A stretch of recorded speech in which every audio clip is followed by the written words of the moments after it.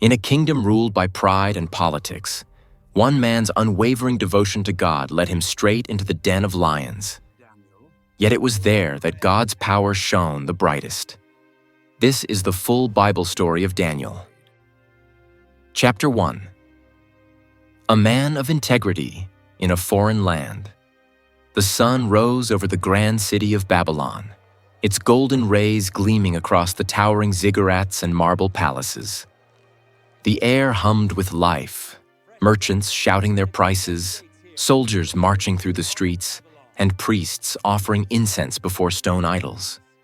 Babylon was a city of power, beauty, and pride.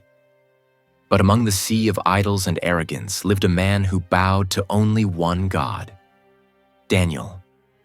Daniel had been taken from Jerusalem as a young boy, carried into exile when Babylon conquered Judah. Yet, even in captivity, his faith did not fade. Over the years, his wisdom, humility, and steadfast devotion to God distinguished him above all others. Kings had come and gone. Nebuchadnezzar, Belshazzar, and now Darius the Mede ruled the mighty empire. And through each reign, Daniel remained faithful and favored. By this time, Daniel was no longer a youth, but an old man with gray hair and eyes that glowed with quiet conviction. King Darius admired him deeply.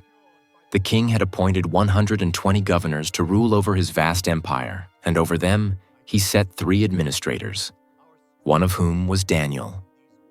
But it soon became clear that Daniel's wisdom surpassed them all. Darius planned to make Daniel ruler over the entire kingdom. That was when jealousy began to grow. The other officials, consumed with envy, whispered among themselves in the marble halls of Babylon. "Why should this Hebrew exile hold such power over us?"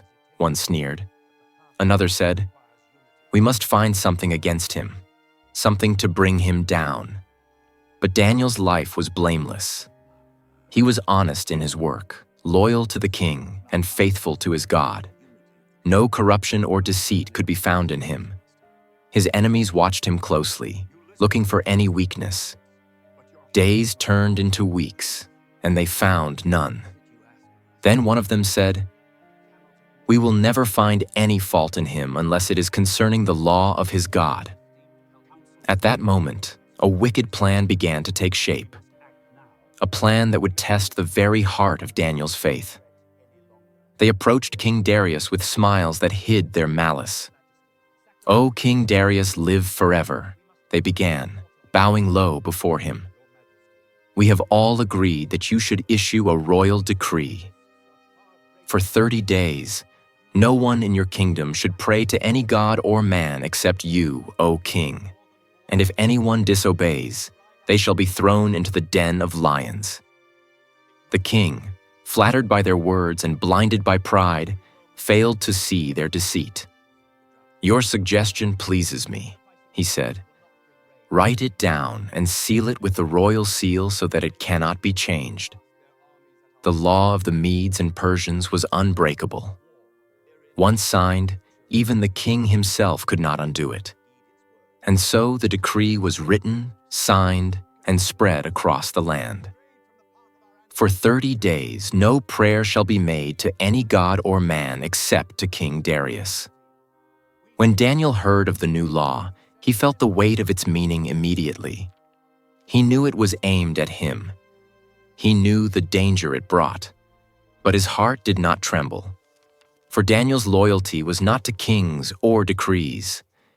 It was to the living God. 3 times a day, as he had done since his youth, Daniel went up to his room. The windows faced Jerusalem, the holy city of his ancestors. He knelt down, lifted his hands, and prayed. He thanked God for his mercy. He prayed for strength to stand firm, and he asked for the peace of Jerusalem. Outside, hidden in the shadows, Daniel's enemies watched. "There he is," one hissed, "just as we planned." They rushed to the palace, their robes sweeping across the floor. "O King Darius," they cried, "did you not sign a law that forbids anyone to pray to any god or man except to you for 30 days?" "I did," The king replied, "The decree stands, according to the law of the Medes and Persians, which cannot be changed." "Then, O king," they said triumphantly, "that Daniel, one of the captives from Judah, pays no attention to you or your law. He still prays 3 times a day to his God." The words pierced Darius's heart. The king's face fell, for he loved Daniel and knew he had been deceived. All day he struggled to find a way to save him, but the law could not be altered. The sun began to set, and the conspirators returned, pressing him. "O king, remember, no decree may be changed." With a heavy heart, King Darius commanded, "Bring Daniel." As soldiers led the aged prophet through the palace gates toward the pit of lions, Darius turned to him and said softly, "May your God, whom you serve continually, deliver you." The stone lid was lifted, and the air below was filled with the low growls of hungry beasts. Daniel was lowered into the den. The king's signet ring pressed the seal into clay, closing the mouth of the den. That night, King Darius could not sleep. No music was played, no food touched his lips. His heart was restless, haunted by the thought of his faithful servant facing the jaws of death. Down in the darkness, Daniel knelt once more. The lions circled, their eyes glowing in the torchlight, their breath hot and heavy. But then, in that silence, Daniel felt a breeze that did not belong to the dungeon. A light appeared, gentle yet mighty, and an angel of the Lord stood before him. "Do not fear," the angel said. "God has sent me to shut the mouths of the lions." "You have been found innocent before him." The lions lay down quietly beside Daniel, their fierce eyes now calm. One even rested its great head on his lap as the old man prayed. Meanwhile, the night dragged on for the king. As dawn's first light touched the city walls, Darius ran to the den. His royal robe trailed behind him, his voice breaking with emotion.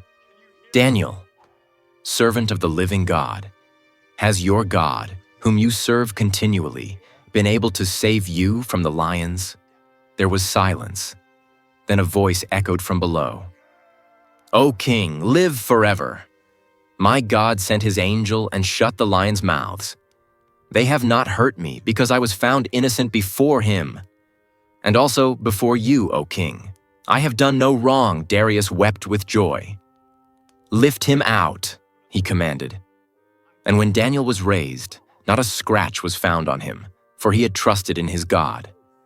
The conspirators were brought forth and cast into the same den they had prepared for Daniel. Before they even touched the ground, the lions overpowered them.